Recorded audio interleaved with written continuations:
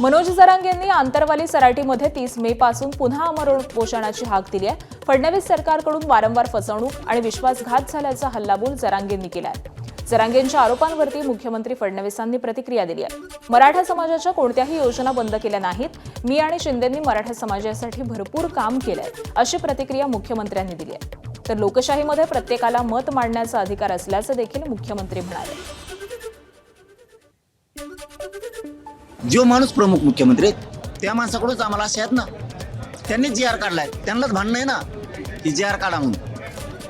त्या जी.आर. काढला, त्याची अंमलबजावणी करा, प्रमाणपत्र द्या, त्यांनाच भांडावं लागणार ना. दुसरं पण आमचं म्हणणं आहे, आम्ही सत्तेवर बसवलंय त्यांना, त्यांनी मराठीचे मन जिंकावेत बस.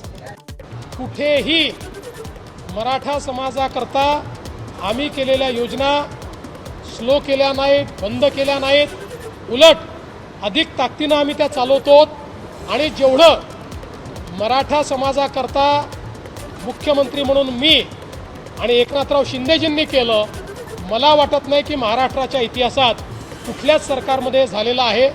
तथापि लोकशाही आहे, प्रत्येकाला मत व्यक्त करण्याचा अधिकार आहे, त्याला तुम्ही थांबवू शकत नाही. एबीपी माझा, उघडा डोळे बघा नीट.